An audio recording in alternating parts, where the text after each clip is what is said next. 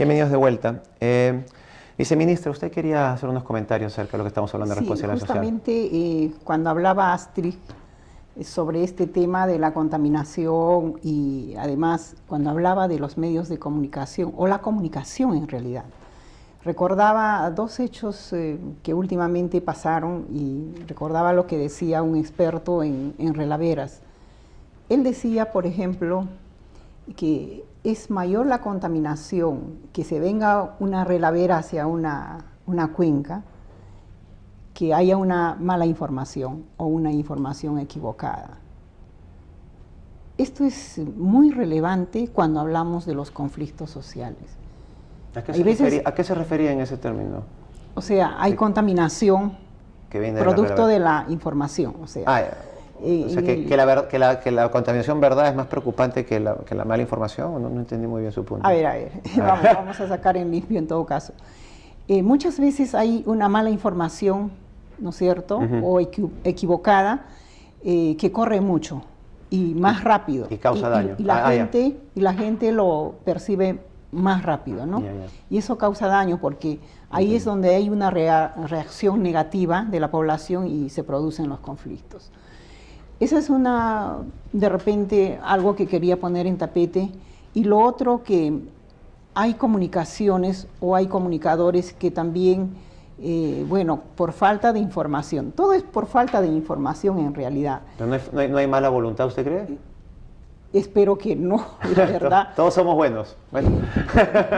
Espero que no, porque en el fondo pienso que hace falta la comunicación y la información.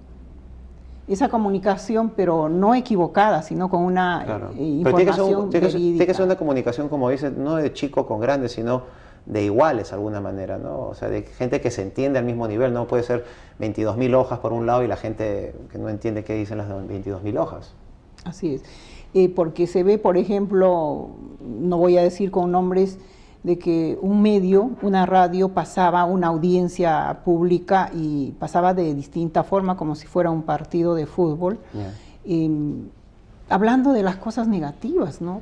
Y un poco desorientando a la población. Y uno que escuchaba tenía una percepción de que algo estaba sucediendo ahí. Pero también hay intereses del otro lado, o sea, hay intereses, digamos, no totalmente buenísimos de algunas mineras, y hay algunas personas que también usan esto de mala fe y hacen un negocio, digamos, de la mala información o del escándalo. Eso lo hemos visto también. Eso sucede y eso es malo. Por eso es que hay algunos conflictos por esa mala información, de repente, por esa manera de llegar a la población de manera muy equivocada. Y Karen, ¿cómo sabemos cuál es la mala información y cuál es la buena información? La mala información es aquella que no es transparente. ¿Cómo saberlo? Porque siempre va a salir partes que no fueron incluidas dentro del proceso. Entonces, dentro de ese punto yo te diría tres cosas. Hoy en día, los desafíos, digamos, de la empresa minera responsable en el Perú podrían verse desde tres ámbitos. El primero, lo que dices, crisis de confianza. ¿Cómo podemos realmente superar esta crisis? Con transparencia e inclusión. Un ejemplo, lo que se está haciendo en Camisea, con Pro Naturaleza. Están incluyendo a las comunidades para hacer la vigilancia y el monitoreo ambiental. O sea, incluyamos. El otro punto es el tema de los beneficios productivos compartidos. En el tema de beneficios productivos compartidos, creo que hemos hablado acá, hemos puesto en agenda el tema proyectos productivos innovadores, competitivos, integrar agentes como fondos especializados que apoyen a las comunidades en el desarrollo de estos proyectos, y una visión a largo plazo que es una apuesta por la educación, por la generación de capital humano en todos los ámbitos. Y el tercer punto, que es muy importante, es un punto que tiene que ver con la inclusión cultural, respeto, tolerancia y visión compartida como país y como nación. Creo que si podemos abarcar y trabajar esos tres puntos, podemos hablar de una minería responsable. Astrid, ¿tú qué dirías? Comparto el tema de la inclusión social, el tema del respeto a las comunidades. Yo sí pienso que hay algunas empresas que ya están trabajando en el tema de inclusión en comunidades para tratar el tema de monitoreos, ¿no? Yo pienso que hay un esfuerzo interesante y que hay algunas empresas que están tratando de aportar hacia el desarrollo sostenible del país.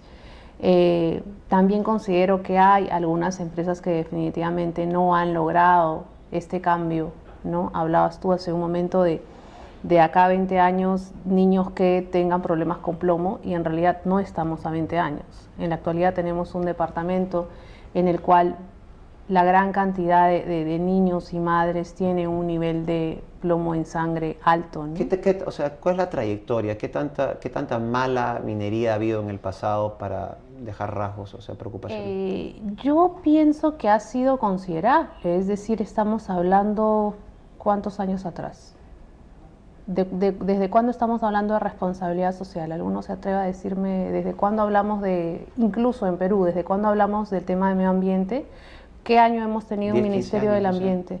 No es más.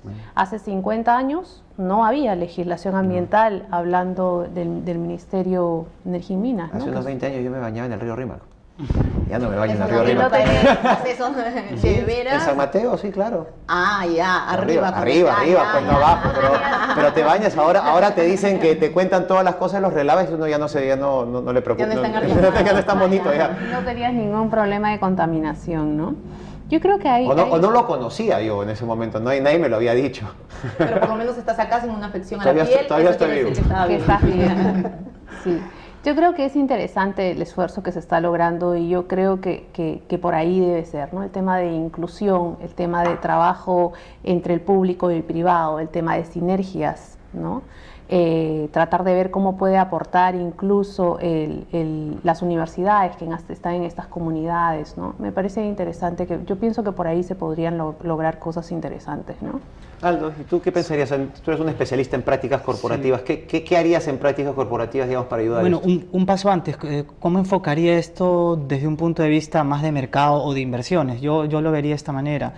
Los proveedores, hay una responsabilidad también social por parte de los proveedores de capital, entendido capital como los que proveen de deuda para que las empresas mineras puedan trabajar, financiar proyectos, o los que proveen de acciones, capital social, digamos así, a las empresas mineras nuevamente para hacer realidad proyectos mineros. Entonces, estos inversores también tienen un rol de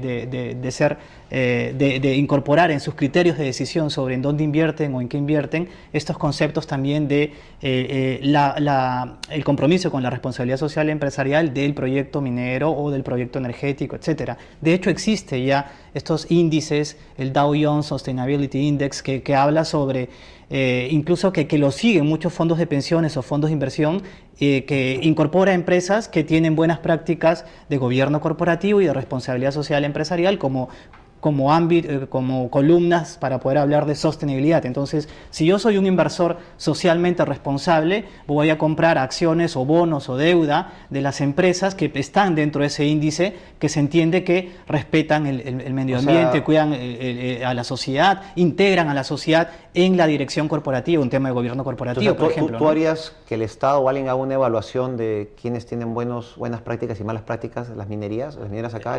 Un tipo de diagrama de quiénes son buenos y quiénes son malos. Por supuesto que sería interesante ver ese tipo de información como parte de la información sobre la cual se podrían basar para tomar criterios de decisión inversionistas como fondos de pensiones a la hora que compran deuda o acciones de empresas mineras. ¿Es posible tener ese tipo de información, viceministra? O sea, podemos así, digamos, como sociedad presionar o como mercados presionar a aquellos que actúan mal, sacándolos a la luz que ellos están malos y diciéndoles bien a los que están haciendo las cosas bien. Bueno, sería más bien como una base para poder evaluarlos, ¿no? Dentro de las autorizaciones que tienen, porque si tienen unos antecedentes negativos, ¿no? ¿Cómo pueden hacer otro proyecto? Pero yo como inversor, por ejemplo, a mí me gustaría invertir en un fondo mutuo que compra acciones o bonos o papeles comerciales de empresas que sí se sabe que tienen buenas prácticas de responsabilidad o buena social, relación con la comunidad. O buen gobierno corporativo. O sea, que la comunidad te tenga que decir, te doy tu sello de apruebo, te doy tu sello aprobado, si no, no puedes obtener plata de AFP o lo que sea, una cosa así. Que sean como Así las es. certificaciones. Exactamente. Bueno, sí, obviamente si la comunidad, no, si la Exactamente. comunidad no te da la calificación, no la tienes. O sea, Entonces, solamente para pensar Certificación social, tal vez, ¿no? Exactamente, en los fondos de pensiones tenemos 35 mil millones de dólares que podrían ser no inversiones ciegas en términos de responsabilidad social, sino inversiones inteligentes que promuevan este tipo de cosas, pero obviamente necesitamos algún tipo de certificación o validación en qué nivel de prácticas de sostenibilidad empresarial están, ¿no? Sí, es posible. Yo pienso que sí es posible eso. bueno, hemos escuchado a la viceministra de que hay un interés de hacer las cosas de una manera diferente, digamos, para acá en adelante va a haber consultas, algún posible fondo de contingencia, probablemente alguna manera más Fondo fácil social, de hacer las inversiones del SNIP. Yo lo único que quiero decir es de que en términos globales todo el mundo ya sabe de que todo viene con ciclos y el ciclo minero es un ciclo que está ahí especialmente con el cobre porque los chinos y los hindúes están creando unos 200 o 300 o 400 millones de nuevas casas en los próximos 15 a 20 años y todas esas casas necesitan tuberías de agua caliente, necesitan cable, etcétera, etcétera. Una vez que obviamente hay más chinos y más hindúes, pero no sé si eso van a ser clase media, pero una vez de que ese boom vaya para abajo, probablemente ya se haya ido el tren. Entonces, como lo que nos pasó con el guano, esto es algo que creo que tenemos que llegar a una resolución bastante rápida para beneficiarnos, porque si nos demoramos 20 años haciendo esto, para cuando queramos explotar todo, ya no va a haber no va a haber interés. No sé, ¿alguna otra cosa que ustedes quieran decir? Ya estamos terminando el programa. Bueno, manifestar que estamos trabajando todos estos ejes orientados a la inclusión social dentro de todo lo que es el sector minero. Todo lo que hemos hablado es parte de lo que es inclusión social en realidad, porque primeramente los vamos a escuchar, vamos a dialogar y los vamos a incluir dentro de todo el proceso de desarrollo de lo que son estos trabajos mineros en todas las regiones. ¿Y el gobierno en algún momento va a hacer valer la ley, digamos, si es que ya hay un contrato y ya está firmado, aunque hayan comunidades en contra, va a ir con fuerza? El presidente ha sido bien claro, se respeta, ¿no es cierto?, el Estado de Derecho, por tanto se respetan los contratos. O sea, se va a hablar, pero si no se pueden entender, No, se va a tenemos hacer. que llegar a comprendernos, tenemos que encontrar este punto de consenso con la población, el Estado y la inversión minera. Tenemos que llegar a un punto de equilibrio. Bueno, con eso terminamos el programa. Muchas gracias.